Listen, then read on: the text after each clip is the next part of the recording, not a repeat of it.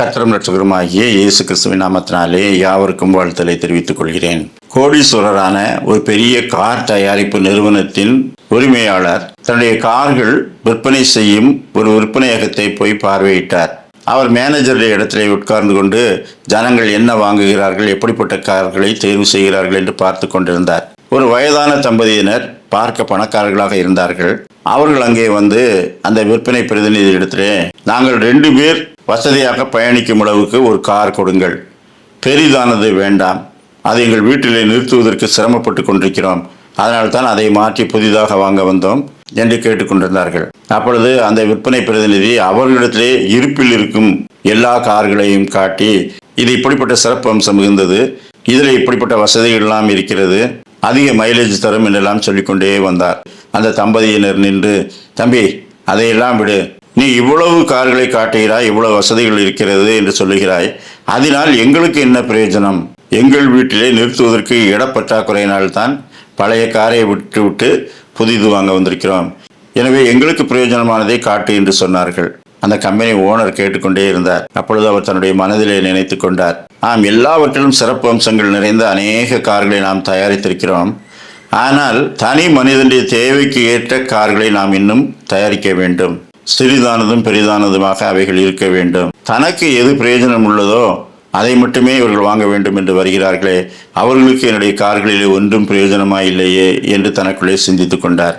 அன்று இரவு அவர் கடுமையான காய்ச்சலால் பாதிக்கப்பட்டார். தொடர்ந்து அவரை பரிசோதித்த பெரிய பெரிய டாக்டர்கள் எல்லாம், உங்களுக்கு சுவாசத்திலே கோளாறு இருக்கிறது, உங்களால் இன்னும் அதிக நாட்கள் உயிர் வாழ முடியாது, இப்பொழுது உங்களுக்கு வயது 52, இன்னும் 1 வருடம் வேண்டுமானால் மரணத்தை தள்ளி போடலாம், அதுதான் எங்கள் அபிப்பிராயம் என்று சொன்னார்கள். அவர் அதிர்ச்சி விட்டார். அப்படியானால் இவ்வளவு திரளான பணங்களை வைத்திருக்கிறோமே, எவ்வளவோ முயற்சி செய்து புது புது கண்டுபிடிப்புகளை நாம் உள்ளே புகுத்தி கொண்டிருக்கிறோமே, இதனால் எனக்கு என்ன பிரயோஜனம் என்று யோசித்தார்.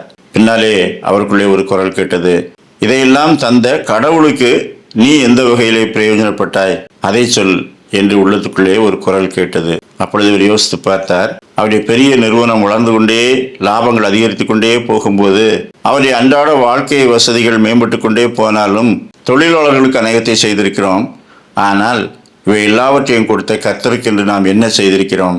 நம்மாலே அவருக்கு என்ன பிரயோஜனம்? அவராலே நமக்கு அநேகம் கிடைத்திருக்கிறது, நம்மாலே அவருக்கு என்ன கிடைத்திருக்கிறது என்று யோசித்தார்.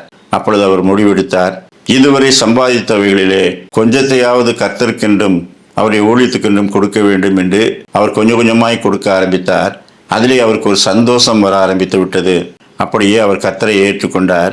அதன் பிறகு அவருடைய தொழிலகம் மிகவும் முன்னேற்றத்தை கண்டது. டாக்டர்கள் சொன்னபடி அவர் 53 வயதல்ல, 96 வயது வரை உயிரோடு இருந்து அநேக நற்காரியங்களுக்கு உதவினார். பரலோகத்திலே மிகுந்த பொக்கிஷங்களை சேர்த்து வைத்துக் கொண்டார். ஏசாயா 6:8, பின்பு யாரை நான் அனுப்புவேன், யார் நமது காரியமாய் போவான் என்று உரைக்கிற ஆண்டவருடைய சத்தத்தை கேட்டேன். லூக்கா 17:10, அப்படியே நீங்களும் உங்களுக்கு கட்டளையிடப்பட்ட யாவற்றையும் செய்த பின்பு நாங்கள் அப்பிரயோஜனமான ஊழியக்காரர், செய்ய வேண்டிய கடமையை மாத்திரம் செய்தோம் என்று சொல்லுங்கள் என்றார். நாம் எவனிடத்திலே அதிகம் கொடுக்கப்படுகிறதோ அவனிடத்திலே அதிகம் கணக்கு கேட்கப்படும். நம்மிடத்திலே கொடுக்கப்பட்டவர்களை கொண்டு நமக்கு ஜீவனையும் சுவாசத்தையும் எல்லாவற்றையும் தந்த அவருக்கு நாம் என்ன செய்தோம் என்று சிந்திப்போம். ஏதாயிலும் அவருக்கு செய்வோம். கர்த்தர் தாமே அப்படிப்பட்ட நல்ல சிந்தனைகளை இந்த நாளிலும் நமக்கு தந்தருள்வாராக. ஆமேன்.